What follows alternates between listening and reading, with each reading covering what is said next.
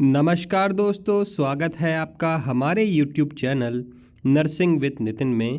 दोस्तों, आज सबसे इम्पॉर्टेंट खबर, बहुत ही चर्चित खबर, जो कि सरकार ने जो फैसला लिया है उसके बारे में होने वाली है। और जो आज की खबर होने वाली है वो होने वाली है आपको यूनिफाइड पेंशन स्कीम में जो बदलाव हुए हैं उसको लेकर आपकी खबर रहने वाली है, जिसमें हम बात करेंगे कि केंद्र सरकार ने बहुत बड़ा फैसला लिया है, जिसमें किस तरह से पेंशन मिलेगी, क्या क्या मिलेंगे लाभ, कितनी पेंशन मिलेगी रिटायरमेंट पे, संपूर्ण जानकारी इसके बारे में आज बात करेंगे। ठीक है, तो लाभ हानि क्या क्या है सब बात करेंगे हम इसके आज इस वीडियो में। तो चलिए स्टार्ट करते हैं। सभी नर्सिंग कर्मचारी जो कि केंद्र सरकार के अंदर मौजूद है, काम कर रहे हैं उनके अधीन में, उनके लिए भी बहुत अच्छी खबर रहने वाली है। चलिए तो शुरू करते हैं। दोस्तों, ये पूरी खबर है, पूरी जानकारी है, जिसको एक एक करके आपको सुनना है, समझना है कि क्या चीज़ है ये सब चीज़।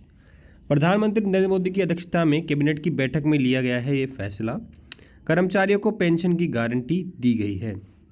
आपको बता दें, केंद्र सरकार ने शनिवार को सेवानिवृत्त यानी कि रिटायरमेंट केंद्रीय कर्मचारियों के लिए एकीकृत पेंशन योजना यूपीएस यानी कि यूनिफाइड पेंशन स्कीम लागू करने की घोषणा कर दी है। सरकार 1 अप्रैल 2025 से यूपीएस लागू कर देगी। प्रधानमंत्री नरेंद्र मोदी की अध्यक्षता में हुई कैबिनेट बैठक में केंद्रीय कर्मचारियों की पेंशन की गारंटी देने वाली नई योजना का निर्णय लिया गया है।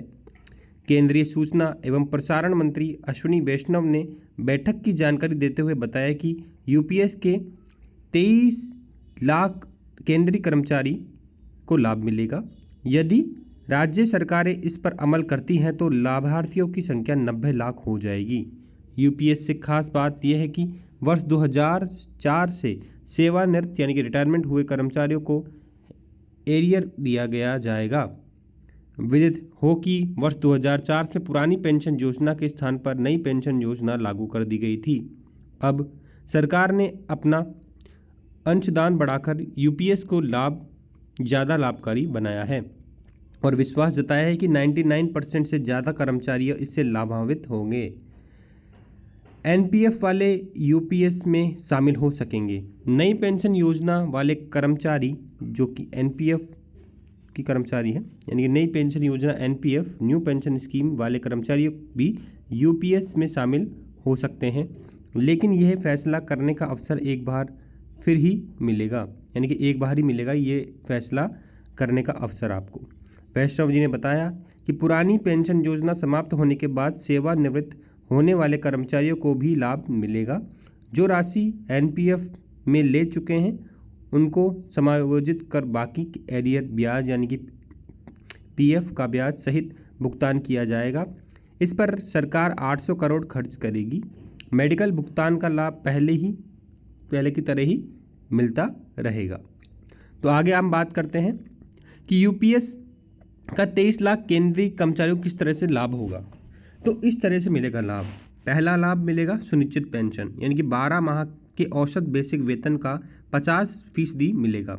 यानी कि यूपीएफ के तहत सरकारी कर्मचारी के सेवानिवृत्त यानी कि रिटायरमेंट होने के पहले 12 माह की औसत बेसिक वेतन का 50% पेंशन के रूप में दिया जाएगा।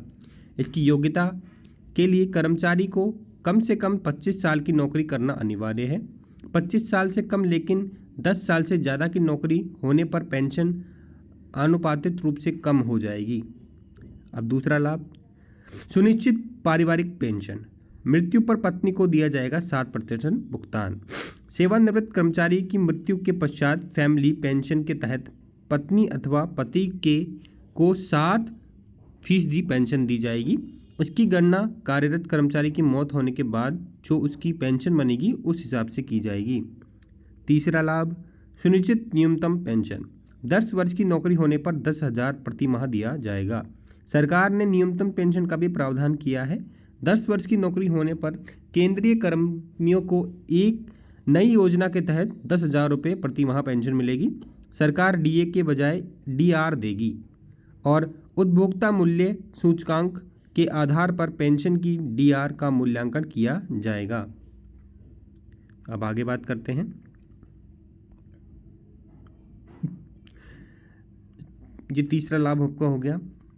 अब नरेंद्र मोदी जी ने क्या कहा है, प्रधानमंत्री जी ने क्या कहा है, देश की प्रगति के लिए कठिन परिश्रम करने वाले सभी सरकारी कर्मचारियों पर हमें गर्व है। यूपीएस इन कर्मचारियों की गरिमा और आर्थिक सुरक्षा को सुनिश्चित करने वाली है। ये कदम उनके कल्याण और सुरक्षित भविष्य के लिए हमारी सरकार की प्रतिबद्धता को दर्शाता है। और बात करते हैं नेक्स्ट, 1 अप्रैल से 2025 से लागू होंगे यूपीएस, यानी कि 1 अप्रैल 2025 से यूपीएस जो है ये लागू हो जाएगा।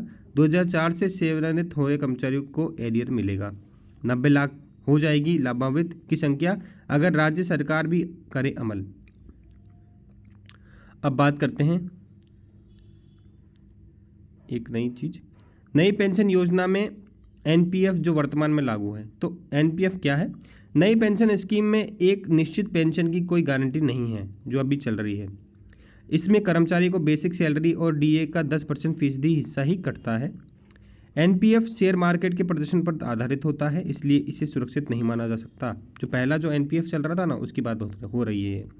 सेवानिवृत्त पर पेंशन पाने के लिए एनपीएफ फंड का 40% फीसदी हिस्सा निवेश करना होता है। इससे 6 महीने बाद मिलने वाले डीए एवं महंगाई भत्ते दिए जाने का कोई भी प्रावधान नहीं है। सरकार मूल वेतन का अपनी तरफ से 10% फीसदी योगदान करती है। नई कर्मचारी संगठन को लेकर असंतुष्ट है, इसलिए अब ये यूनिफाइड पेंशन स्कीम लागू किया जा रहा है। अब पुरानी पेंशन स्कीम जो ख़त्म कर दी गई थी, उसके अंदर क्या चीज़ थी? सेवानिवृत्त के समय कर्मचारी के वेतन की आधी राशि पेंशन के रूप में दी जाती है। पेंशन के लिए कर्मचारी का वेतन कोई भी पैसा नहीं कटता है। 20 लाख रुपए तक ग्रेच्युटी की रकम मिलती है। सेवानिवृत्त कर्मचारी की मृत्यु होने पर उसके परिवार को पेंशन की राशि मिलती है। जनरल प्रोविडेंट फंड का प्रावधान है। इसमें 6 महीने के बाद मिलने वाले महंगाई भत्ते यानी कि डीए का प्रावधान है। अब देखिए, एक मुश्त ग्रेच्युटी भुगतान का फैसला। केंद्रीय कैबिनेट की एक मुश्त ग्रेच्युटी भुगतान का फैसला किया है। ये हर 6 माह में सेवा एवं मासिक वेतन का डीए 10% फीसदी होगा, यानी कि 30 साल की नौकरी पर 6 माह का वेतन और डीए मिलेगा। कर्मचारियों पर पेंशन योजना का कोई भी भार नहीं बढ़ेगा। अभी वे पहले की तरह 10% अंशदान करते हैं, लेकिन जो सरकार 10 साल पहले 10% अंशदान करती थी, उसे मोदी सरकार ने अंशदान बढ़ाकर 14% कर दिया था। ये अब बढ़कर 18.5% कर दिया गया है। तो बहुत ही बेहतर ये चीज़ है। ये पूरी जानकारी है जो कि आपकी यूनिफाइड पेंशन स्कीम जो है उसके ऊपर है। तो कैसी लगी आपको जानकारी बताइएगा ज़रूर। चैनल को सब्सक्राइब कर दीजिएगा। जय हिंद, जय भारत।